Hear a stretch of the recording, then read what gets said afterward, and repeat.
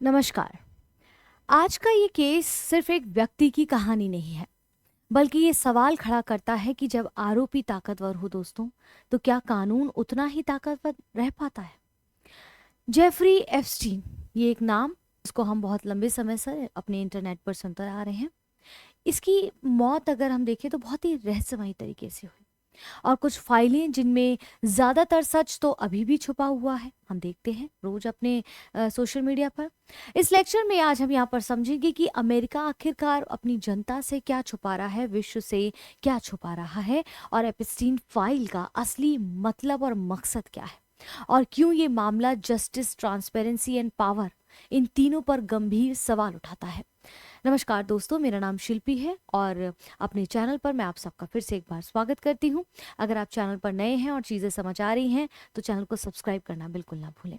आइए, यहाँ पर आज हम एप्स्टीन फाइल का जो है एक्सपोज करने वाले हैं, क्योंकि ग्लोबल कॉन्स्पिरेसी जो है कॉन्स्पिरेसी यहाँ पर, माफ़ी चाहती हूँ, बन चुकी है। और आप देख रहे होंगे कि कितने बड़े बड़े दिग्गजों का नाम यहाँ पर शामिल है। मैं किसी पर्टिकुलर व्यक्ति का नाम तो नहीं लूँगी, लेकिन अब उसमें क्या हुआ है कि जो फाइल हमारे सामने निकल कर आ रही है उसमें कुछ नाम जो हैं आ रहे हैं, बहुत ज़्यादा हाईलाइट हो रहे हैं, लेकिन उनका कॉन्टेक्स्ट उसमें क्या था ये अभी क्लियर नहीं हो पा रहा है, क्योंकि कई सारे गवाह जो हैं या एप्स्टीन या जेफरी एप्स्टीन के साथ जो उनकी सहयोगी थी वो जेल में है। और उनसे, उनके वकील ने उनसे जब पूछा तो उन्होंने कहा था कि कुछ जो है वहाँ के अमेरिका के आर्टिकल्स का सहारा लेते हुए उन्होंने वहाँ पर बोला है कि मैं अपना बयान नहीं दूंगी, लेकिन उन्होंने कहा है कि सच तो सामने आएगा ही समय के साथ साथ, लेकिन हो सकता है उन पे प्रेशर बने और चीज़ें बाहर उनके मुंह से निकलें, और शायद पूरा जियोपॉलिटिक्स अपने समाज का, अपने देश का बदलता हुआ आपको बहुत जल्द नजर आएगा, क्योंकि ऐसे लोग उसमें शामिल हैं जिनको हम अपना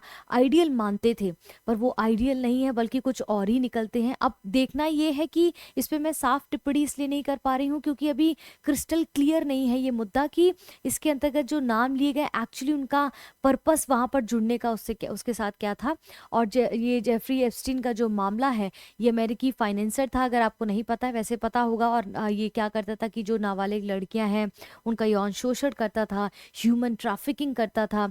पावरफुल जो लोग हैं, पॉलिटिक्स में जो लोग हैं, या बहुत ही एलीट क्लास के जो लोग हैं, सो कॉल्ड एलीट क्लास के, उनके लिए सेक्स नेटवर्क चलाने के गंभीर ऐसे आरोप जेफरी एप्स्टीन पर लगे थे, जिनका चेहरा हमने अक्सर अभी इंटरनेट पर छाया हुआ है।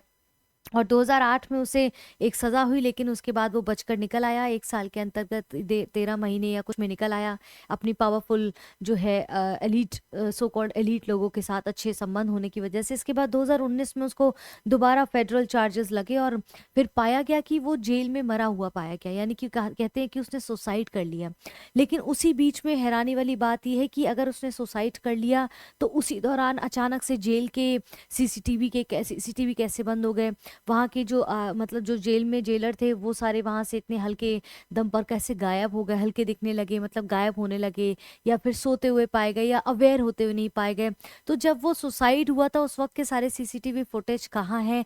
तो अपने आप में ये प्रश्न जो है ग्लोबल प्रश्न बन गया है ये, और इंटरनेशनल लेवल पर बहुत बड़ा प्रश्न चिन्ह हमारे सामने निकल कर आ रहा है। तो जेफरी एप्स्टीन जो केस है ये इतना ज़्यादा इम्पॉर्टेंट होता जा रहा है, मुझे लगता है जिस प्रकार से जियो पॉलिटिक्स हमारे देश का बदल रहा है, विश्व का बदल रहा है, उसमें इस तरीके की चीज़ें अगर उभर कर आएंगी तो कैसे एक नागरिक अपने लीडर्स पर विश्वास कर पाएगा।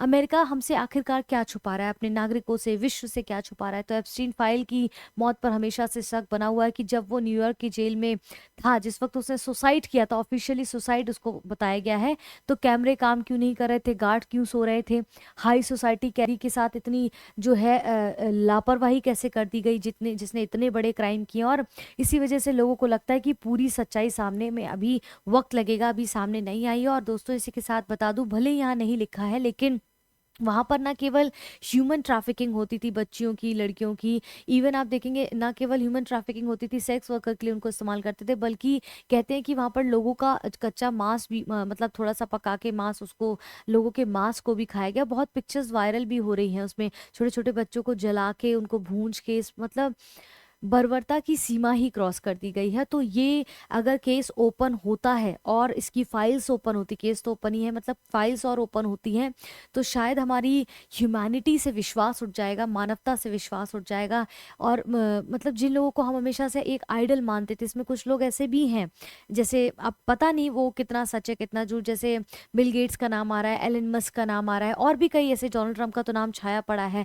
तो किस प्रकार से उस फाइल में कनेक्टेड है, क्या सिर्फ इनका मिलना जुलना था या इनका भी उनमें हाथ था, तो वो सारी चीज़ें समय के साथ निकल कर आएंगी। और what is the United state eligibly जो है, एलिगली जो हमसे छुपा रहा है।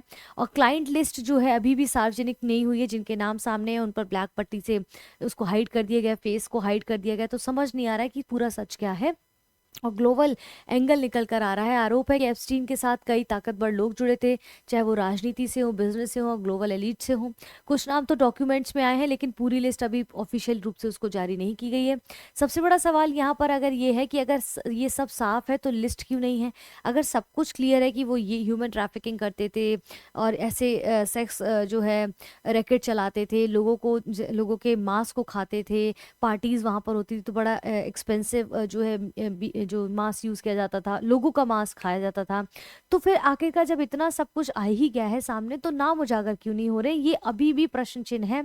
और ये बताता है कि अगर आप ताकतवर हैं, ताकतवर या एलीट इस प्रकार से लिस्ट में आते हैं, तो आप शायद कानून को भी खरीद सकते हैं, क्योंकि जिस प्रकार की चीज़ें दिख रही उससे तो यही समझ आ रहा है एप्स्टीन का जो प्रभाव है और जटिलता, वो बहुत ज़्यादा प्रभावशाली व्यक्ति सुनने में आता है। और उसके संपर्क बहुत सारे जो बिजनेसमैन थे, पॉलिटिशियन थे, सत्ता के जो उच्च पद थे उनसे। अब देखिए डोनाल्ड ट्रंप जैसे व्यक्ति अगर उसमें इन्वॉल्व दिख रहे हैं, तो समझ रहे हैं कि उसकी पहुंच कहाँ तक होगी।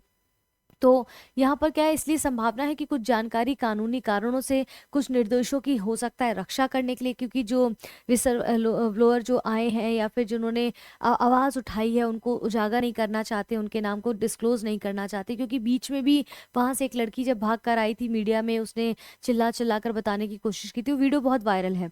तो चिल्ला चिल्ला के बताने की कोशिश की थी, ये लोगों का मांस खाते हैं, इस प्रकार से छोटी छोटी बच्चियों के साथ सेक्स करते हैं और फिजिकली हरेसमेंट करते हैं, उनको प्रेग्नेंट करते हैं और इस प्रकार से चीज़ें करते हैं। तो उसको फिर कुछ दिन बाद वो लड़की मरी हुई पाई गई थी। तो हो सकता है इस कारण से भी ये सारी चीज़ें हैं, ये निर्दोषों की रक्षा की वजह से भी शायद नाम उजागर ना हो, और कुछ ही सेंसिटिव जांचों के कारण भी ये चीज़ें छुपाई जा रही हैं। तो इट इज़ पॉसिबल दैट कि ये सब चीज़ें लीगल रीजंस की वजह से, कुछ प्रोटेक्ट इनोसेंट इंडिविजुअल्स हैं उनकी रक्षा के लिए, सेंसिटिव और ऑनगोइंग इन्वेस्टिगेशंस की वजह से हो सकता है ये सारी चीज़ें हो रही हों वहाँ पर।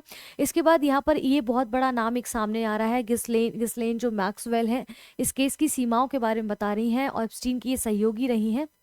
इनको भी सज़ा मिली हुई है, ये जेल में है फिलहाल। और लेकिन ट्रायल में भी ये क्लाइंट्स के नामों पर जोर नहीं दिया गया है।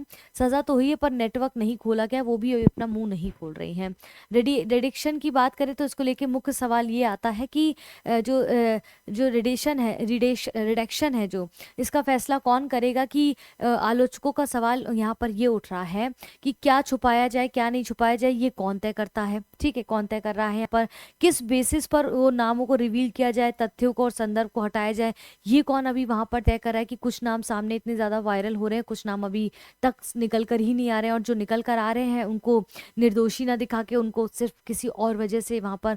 तो बहुत बड़ी चेन है ये कोई छोटा मोटा केस नहीं। और अगर ये पूरी तरह से रिवील होता है ना दोस्तों, तो मुझे लगता है अब तक का वर्ल्ड की सबसे बड़ी कॉन्स्पिरेसी जो है इसको माना जाएगा। ठीक है, सरकार के सामने दुविधा क्या है? कि संतुलन की चुनौती है, स्ट्राइकिंग अ बैलेंस, क्योंकि सरकार एक साथ तीन चीजों में बैलेंस बनाना होता है कि निर्दोषों की प्रतिष्ठा की भी रक्षा करनी है, ठीक है, बिना सबूत किसी का नाम उजागर करना न्याय के खिलाफ भी है, ऑब्वियस सी बात है।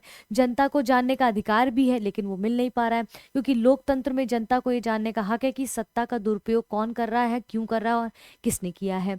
दोषियों को जवाबदेही बनाना, उनकी अकाउंटेबिलिटी को भी ध्यान रखना है कि कोई भी व्यक्ति चाहे कितना ही शक्तिशाली क्यों ना हो, कानून के ऊपर नहीं होना चाहिए। और शायद इसी का प्रमाण है कि एप्स्टीन फाइल का जो मुद्दे खुलकर आ रहे हैं विश्व के सामने, बहुत इंपॉर्टेंट है। और भारत के लिए कैसे इम्पैक्टफुल है ये मैं क्यों कह रही हूँ, क्योंकि हमें इससे सीखना चाहिए। क्या सीखना चाहिए कि ग्लोबल गवर्नेंस और रूल ऑफ लॉ बारे में बात की जाए तो अगर विकसित लोकतंत्र में भी एलीट कैप्चर दिखती है तो भारत जैसे देशों के लिए न्यायिक स्वतंत्रता और ट्रांसपेरेंसी को और मजबूत करने को सबक मिलनी चाहिए कि भाई हमें ये सब चीज़ें करने से बचनी चाहिए। और हमारे विश्व के पटल पर उस पर क्या प्रभाव पड़ेगा। जैसे डोनाल्ड ट्रंप का अब नाम बहुत ज़्यादा निकल कर आ रहा है, तो सोचिए विश्व पटल पर एक राष्ट्रपति, एक डेवलप्ड कंट्री का राष्ट्रपति किस प्रकार से निकल कर आ रहा है, तो उस देश की कितनी दुर्दशा होगी।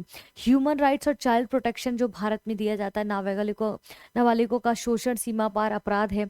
भारत के लिए पॉस्को, मानव तस्करी विरोध सहयोग, अंतर्राष्ट्रीय एमएलए यानी कि म्यूचुअल लीगल असिस्टेंट तंत्र को और सशक्त करने की सीख भी हमें मिल रही है कि इसको और अच्छे से करना है, ताकि जो ह्यूमन ट्रैफिकिंग है, सेक्स जो रैकेट चलाया जा रहा है, इवन आप देखेंगे कि अब तो ह्यूमन ट्रैफिकिंग जैसे आप देखा करिए, क्योंकि सोशल मीडिया में बहुत सी जानकारी सही भी है, बहुत सी गलत भी है, लेकिन जो आपका जैसे सिनेमा है ना, वो आपका समाज दर्पण कहा जाता है, समाज जो है उसका दर्पण कहा जाता है।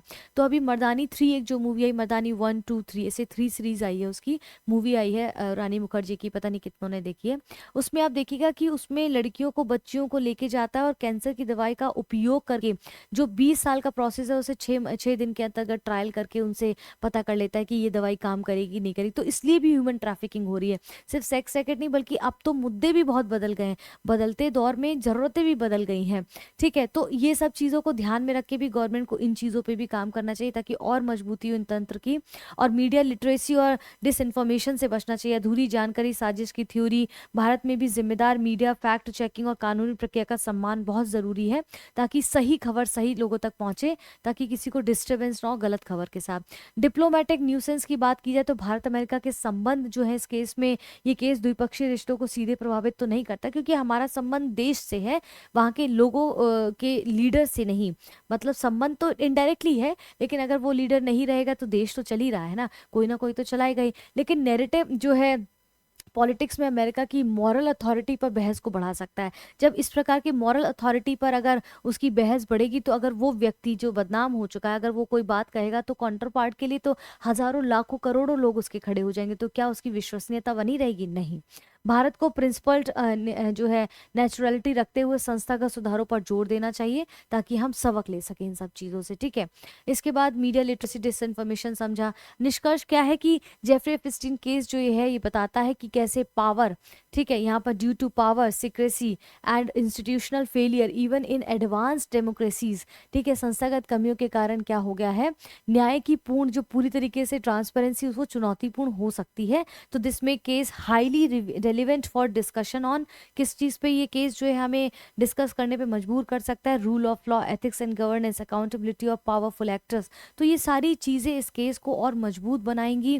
अगर ये केस सामने और निकल कर आता है, फाइल्स की इमेजेस को और वायरल किया जाता है, वीडियोस वगैरह इतनी जो है कह सकते हैं इतनी भयावह है कि देख के ही उल्टी आना शुरू हो जाती है, मुझे लिटरली मुझे वॉमिट शुरू हो जाता है, जिस प्रकार के पिक्चर्स और वो चीज़ें कि इंसान को जला के और भूंज के खा रहे हैं एक एलीट फैमिली। कहते हैं ना कि मैंने जितना समझा है एक समाज को आप अब तक के अपने जीवन में, कि छोटे तबके पे आपको जो केसेस मिलेंगे, जो क्राइम मिलेंगे ना, वो चोरी इन सब चीज़ों के मिलेंगे, ठीक है, डकैती के। लेकिन आप जैसे जैसे एलीट क्लास में और घुसते चले जाते हैं, वहाँ के जो केसेस होते हैं इतने भयानक होते हैं कि उनकी तह तक पहुँचना मुश्किल हो जाता है। और उनमें से एक ये उदाहरण हमारे समक्ष प्रस्तुत हुआ है। तो हम सबको पर्सनल प्रोफेशनल लेवल पर सीखने की आवश्यकता है, ना केवल विश्व को, ना केवल भारत को, बल्कि वहाँ के नागरिकों को भी सीखने की ज़रूरत है। तो आई होप ये चीज़ें आपके सामने थोड़ी भी तरीके से स्पष्ट हो सकी होंगी, तो मेरे लिए बहुत बड़ी बात होगी। और इस प्रकार की चीज़ें कंटिन्यू जानने के लिए हमारे चैनल को सब्सक्राइब करना बिल्कुल ना भूलें।